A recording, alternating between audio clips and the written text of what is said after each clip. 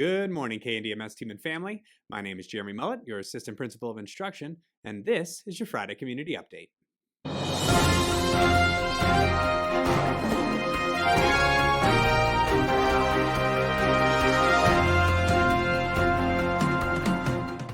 Hello, Kipsters and families. Welcome back from that sweet snow day. I hope everybody was able to get out into the snow or at least watch the snow while drinking something warm inside. Either way, it was a fun day off, and I'm glad that we are all back in school session now. First up, we've got to talk about some books. We've got to talk about reading with our independent reading segment with Ms. Hudson. Hello, KNDMS family and students. This is Ms. Hudson with your weekly reminder around independent reading. We are continuing our practice during an advisory of 20 minutes of independent reading. Parents and families, to encourage your kids and excite them even more, ensure that you are asking them what they read in advisory when they come home. Also, feel free to introduce any other books that they might be interested in based off of things like TV shows that they're interested in, movies, so on and so forth. I thank y'all for your support in encouraging our students to get their independent reading done. Students, you have a fantastic day. Thank you, Ms. Hudson.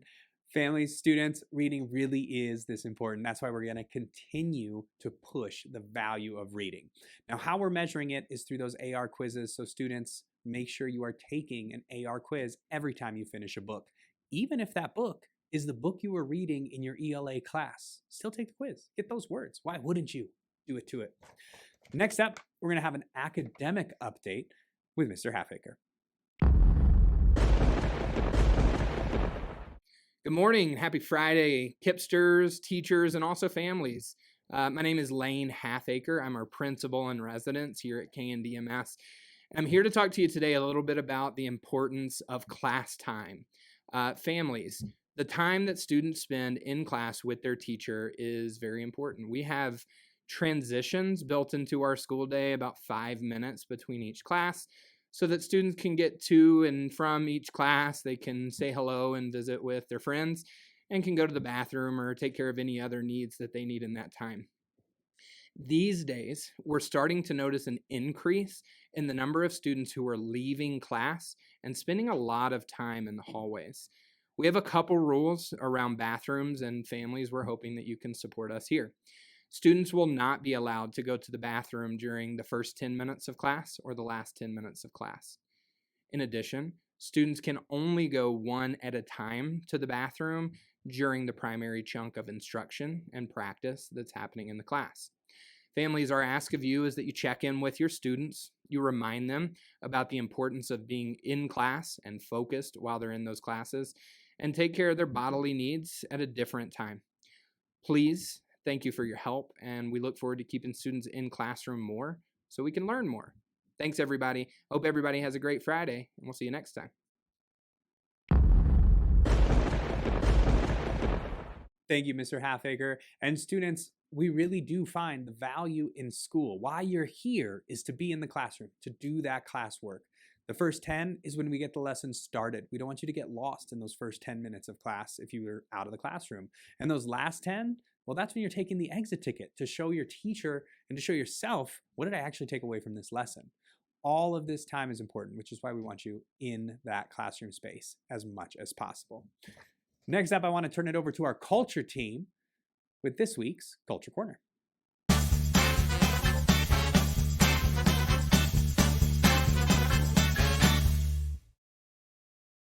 Happy Friday, Kipsters, and welcome to this week's edition of Culture Corner. I truly hope you enjoy that impromptu snow day on Wednesday. What an amazing opportunity to make snow angels. If you have not already, please follow us on our social media accounts. On our Instagram, follow us on YouTube to watch our community updates, as well as updates on our Facebook page. We had a great opportunity on Tuesday to celebrate the life of Dr. Martin Luther King. For more opportunities to see how that celebration went, follow one of those social media accounts.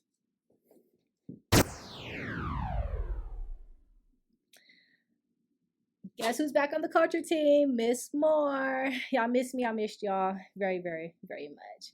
All right, so we want to make sure that you guys are utilizing our student website, and if there's a conflict, that you fill out the restorative form, which is going to notify one of us culture team members. Please do not leave out of class to come seek us, we'll come find you, and we'll start a restorative process. Bye, guys.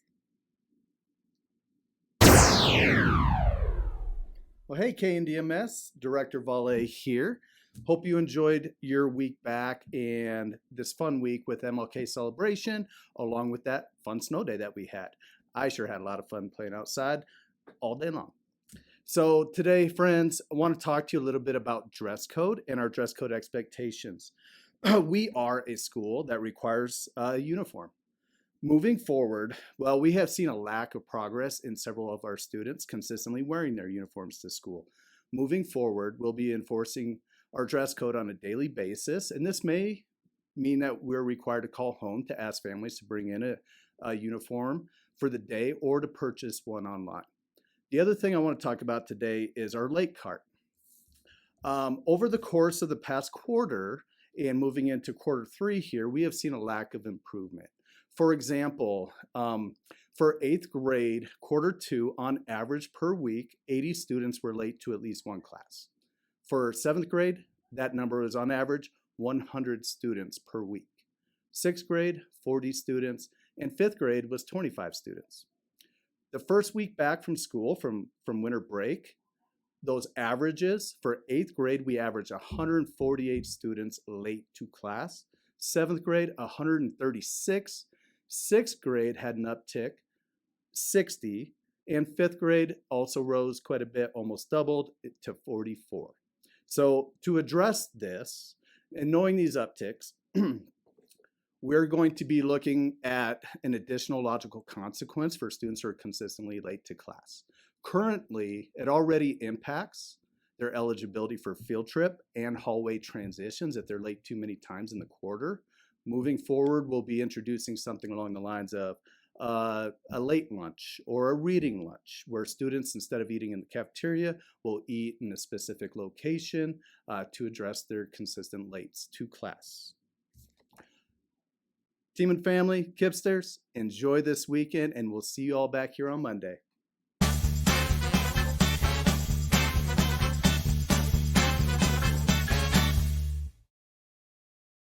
Thank you, culture team. And just to reiterate something that Mr. Valle said about students arriving late to class. Yes, there was a schedule shuffle with 6th grade, but what we're seeing in the hallway is not students confused about where they're supposed to go next. So families, if your student is saying they were late because they didn't know their next classroom or they lost their schedule or something along those lines, it's just not what we're seeing when we're watching students in the hallway. It's a lot of hanging out. It's a lot of making the choice to cut it down to the last second before they try to sprint across the school into their next classroom. That's a choice, and it's a choice that you and us can help support your student in making a better one. So please help us help your students get to class on time. And students, please just start making that choice to be to class on time. Just like Mr. Halfacre was saying, all of the class time is important. So when you're late, you're missing out on those important minutes. Next up, I want to turn it over to Mr. G for the first, actually, athletic update of this new quarter.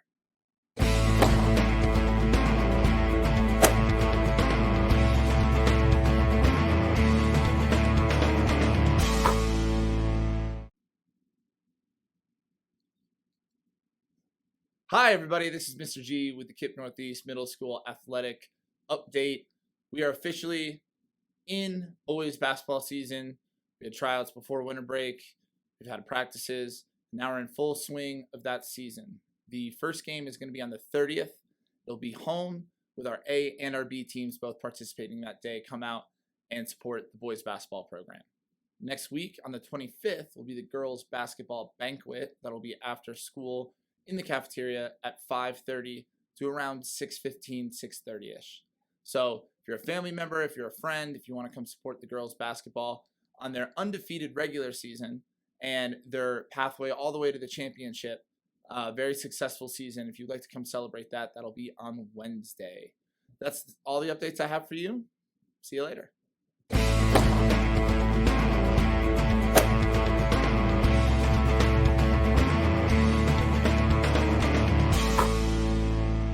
Thank you, Mr. G. The banquet sounds awesome. I might try to swing by just to get some free food. No, I'm just kidding. But it does sound really cool. So congratulations again to our girls basketball team.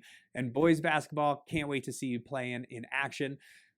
Like Mr. Johnson had said, the school website is not just, though, for the restorative forums. Our school website is also where you're going to find the athletics page with the boys basketball schedule. So families, if you need to know when the next game is, take a look at that website. Next, we're going to talk about some important events like basketball games in this week's version of Get Out Your Calendar.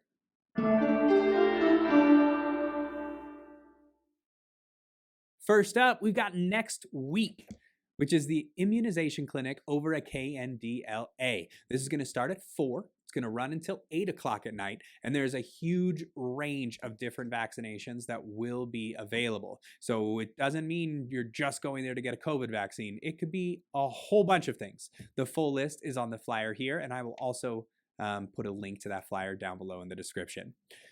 Next, on the 31st, this is when our access testing ends.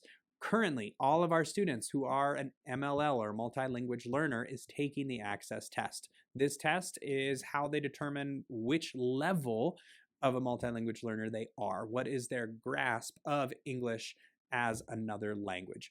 So it's really important that students are doing their best on this because it also will determine whether they need to stay in ELD classes moving forward. So if students can test out of ELD through this access test. So families, please talk to your students about how important this access test really is so that they are doing their best. We started the testing just yesterday and already our students are crushing it. Poked my head in a couple times and they are working really hard, really diligently. So this conversation is not a, I want you to start trying, but just a conversation about keep trying, keep doing your best because our students so far are really doing well. Next, I've got a whole list of days we do not have school. We're talking February 10th. We're talking February 13th. These are staff PD days, so students do not come into school that day. February 20th is President's Day. Again, no school. We've got March 30th, March 27th through the 30th. This is spring break, no school. And then, of course, March 31st is also Cesar Chavez holiday, so there's no school on that day as well. Huge amounts of time with no school. Now, there is a moment where it's no school technically, but this is when I want you to get on your calendars because it's no school, but it is a time where we want students and families in our building, and that's our spring family conferences, which is March 24th. That is during the day. So get that on your calendar now in hopes that we can have as many families as possible. More information about how to sign up for the conferences, who's coming to the conferences, all of that will come out later. But for now, let's just get it on our calendars with this week's episode of Get Out Your Calendar.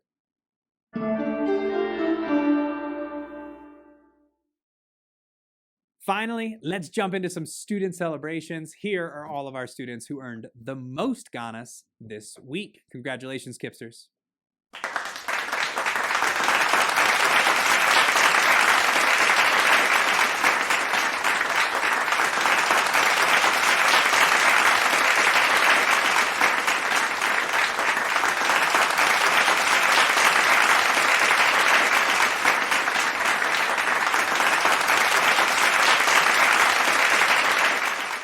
Thank you all for tuning in to this week's Friday Community Update, and y'all have a great weekend.